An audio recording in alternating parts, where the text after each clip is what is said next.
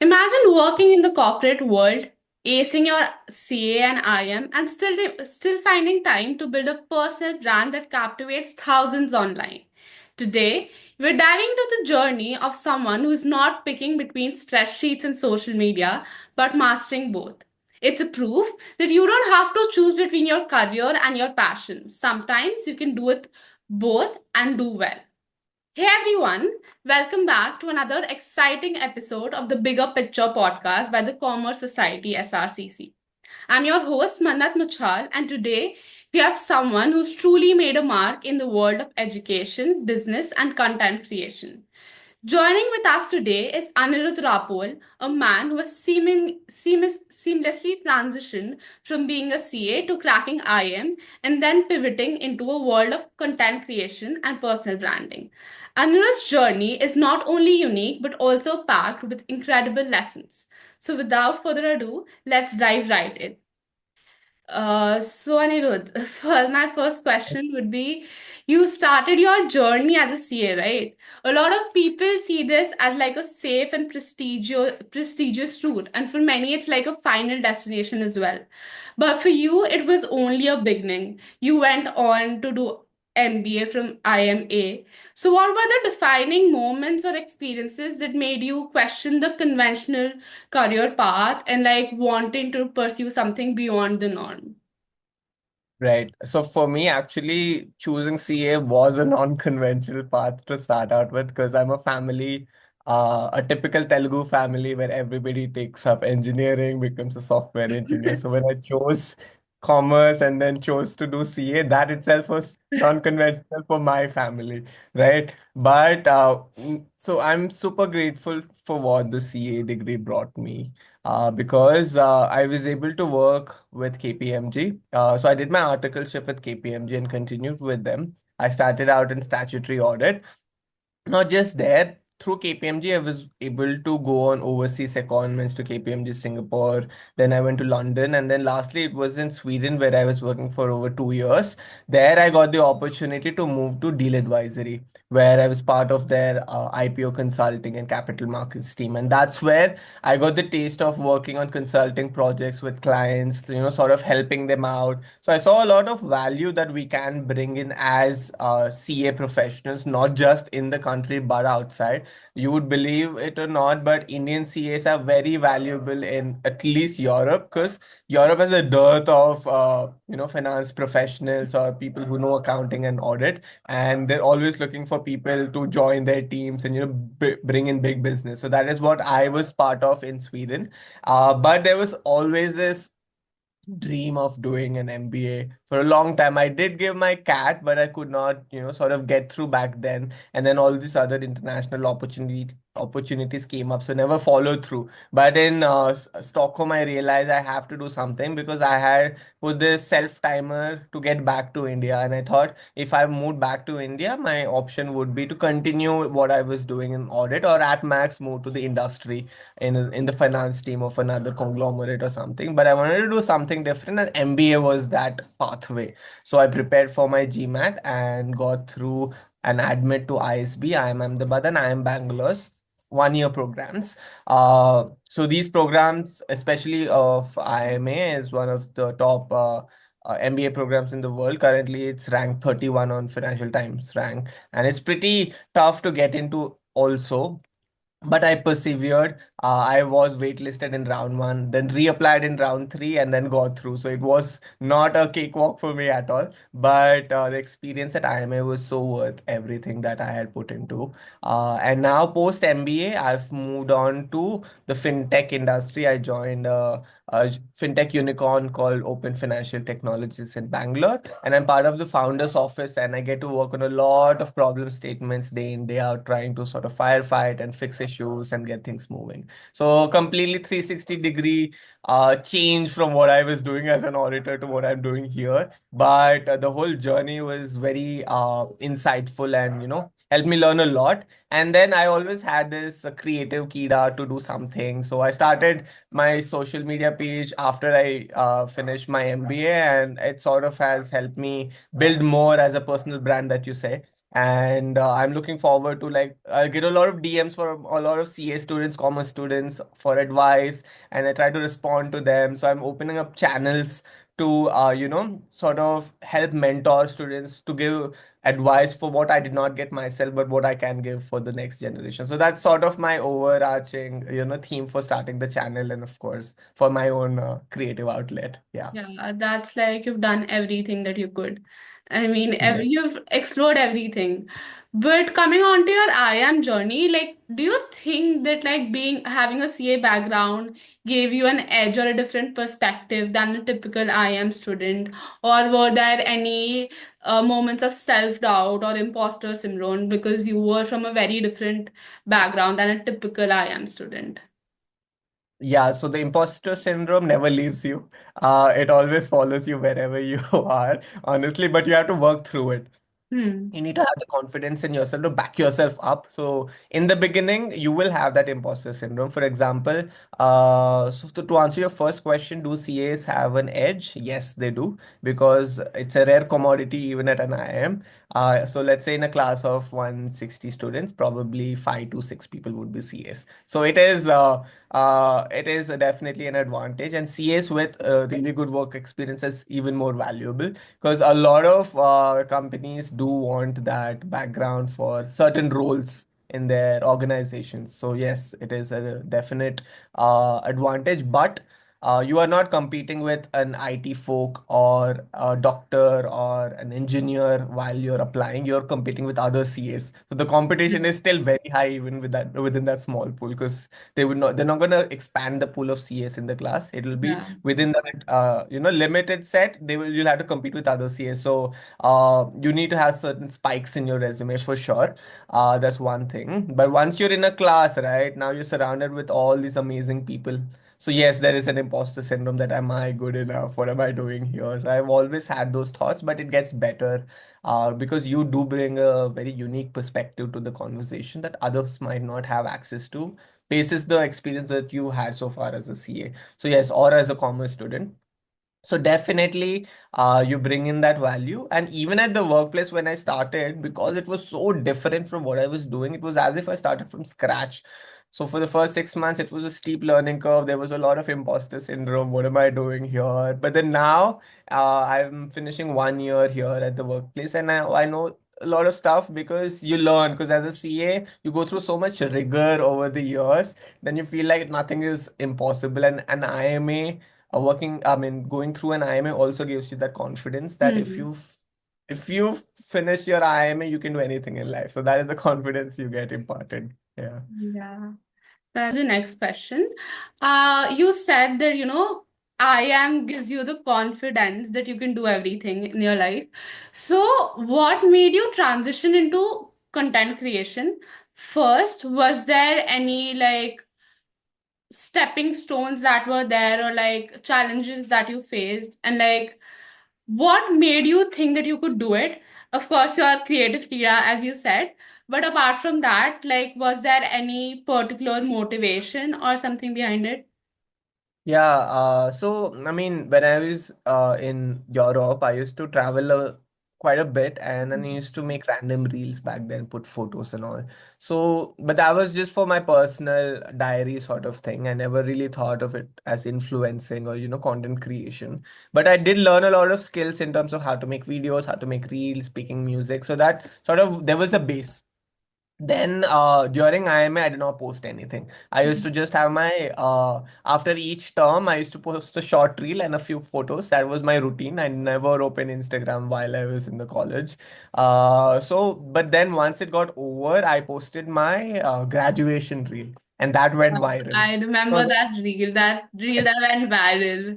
CA to yeah. IM, and yeah. Yeah, yeah. So that went viral, and I got so much positive feedback from it from people across the country, and everything was so positive. So I thought, because I always used to think, when you're, in the content creation, you get a lot of hate, a lot of trolls, but here it was so different, and then people started DMing me, asking for advice, what to do, and all. So in that process, I realized there's a lot of value I can bring forth, because Hmm. I realized not a lot of CAs go on through IMA and then Hmm. also create content. So the pool of such people is very less.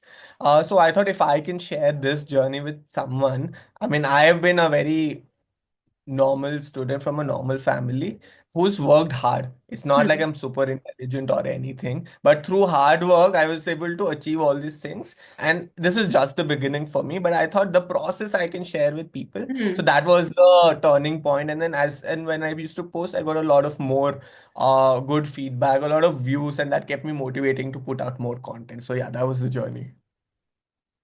Now coming on to like the whole journey.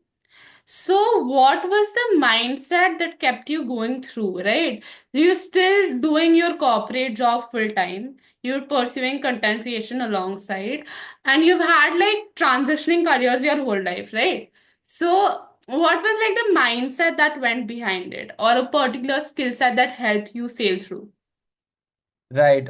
So even though I've changed careers, there was Hmm. like a common thread throughout. Hmm. It was all in the finance field. Like if you see my audit Hmm. or capital markets, IPO consulting, or even here at a fintech, finance has been the common thread throughout. So that knowledge sort of compounded over the years, even though it was not a direct knowledge, there was adjacent knowledge in the field. So that sort of compounded over the years. So that effect really helps. For example, if you're in the same role and you grow through that role, the Hmm. compounding effect is a lot more over the years than if you keep switching. Switching is also good if it is serving a certain purpose. It has to be very purposeful switching. So Hmm. do not switch for the sake of switching. That is very important.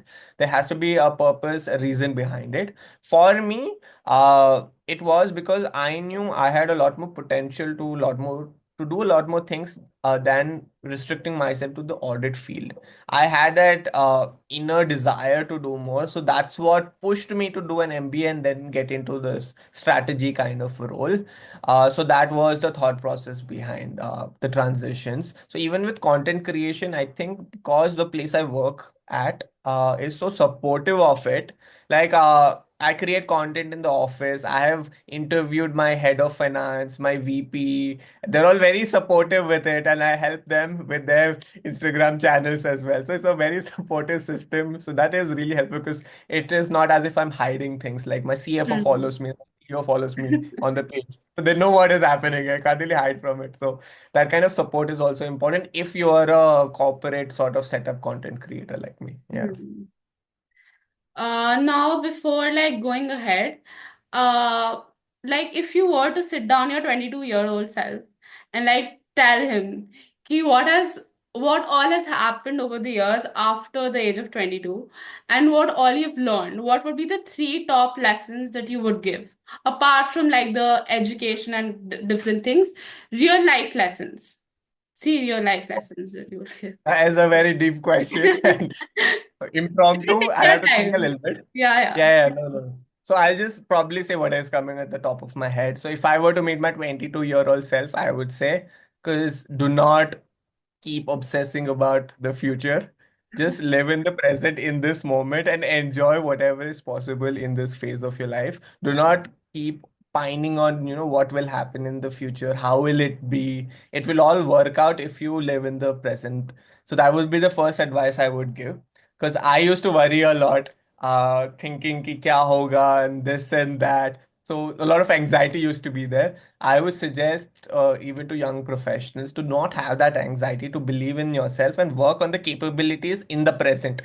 So that's very important. Like, don't worry too much about the past, what has happened in the past. Keep it aside and don't let that determine your present. And don't live in the future instead of the present. So being mindful and in the present is the first advice I would give to myself, and that is something I'm practicing even now after all these years. So it's an ongoing process. That's the first advice. Then the second would be communication is everything.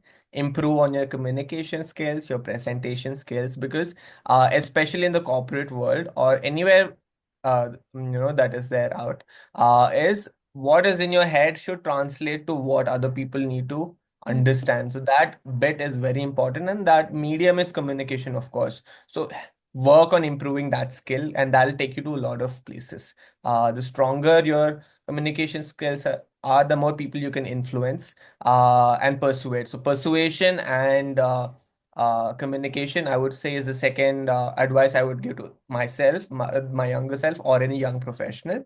The third is try to be better than what you are yesterday. So do not take on really big challenges and tasks at once. Break them up and do something good every single day. Because if you do that over the years, it will really compound. Then you take up a big task and push it away and never do it. So break your goals into mini goals and do them every day. Have a win every day. Let's say you want to have a mental win, a physical win, a spiritual win. Let's say you want to uh, as a mental when you want to write down in your diary your thoughts every single day, as a physical when you want to go work out, so that's something you can tick off. So every single day you do that. And then the spiritual when would be just sit and meditate for like a minute, or practice mindfulness. So doing that every single day from the age of 22, by the time you're 30, imagine how much you would improve yourself, right? And these are really small things you can do for yourself. So when you practice all these things, all these other good things get attracted to you. So you sort of manifest the life you want by living in the present. So that is the third advice I would give to a young professional. Yeah. Yeah, I'm really happy to hear that you believe in manifestation. Yeah. So for the last question, I would ask like, are there any future ventures or passion projects that you have going on that you can spoil a little for us? So yes, I do.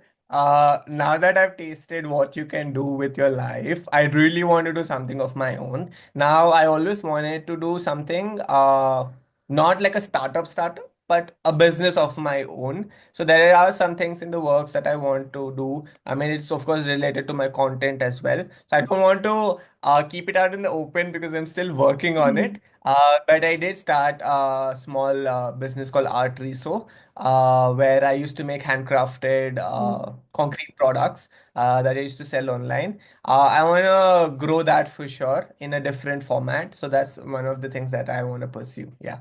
That's great. Now, before we end, let's play like a quick, fun rapid fire round. Small Yeah. rapid fire round. The first question, what's one book or resource that changed your perspective on life or business in general? Right. That's a very good question. There are a lot of books that change my perspective, but the top one that I would suggest is a book called How to Break the Habit of Being Yourself Hmm. by an author called Dr. Joe Dispenza. I would recommend this to everybody who's looking to get into the science of manifesting. That's great. The next question, if you could switch your lives with someone for a day, who would it be and why? Okay, that's a very interesting question. I would not have thought about it. But It if I will had to take time. switch with someone, uh, I would do it with Indra Nui. Because I don't know how she did it, but as a lady managing a conglomerate like PepsiCo, and I know now she is retired, but still I would like to switch a day with her when she was managing PepsiCo. Yeah. That's great. Your favorite content creation tool that you can't live without. So I use an app called Video Leap. That's where I edit a lot of my videos. Yeah, so that's something I can't live without. A key lesson from your IM experience that you still carry with you today. Uh, a key lesson is do not make your admission to IMA your biggest achievement in life. It's just the beginning. That's so true. That's like, I get why you're saying that. The last one, what's one piece of advice you would give to someone transitioning into content creation or building a personal brand?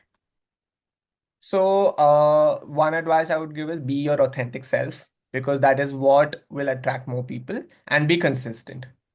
Yeah. That's great, Anirudh. Thank you for taking out your time for us.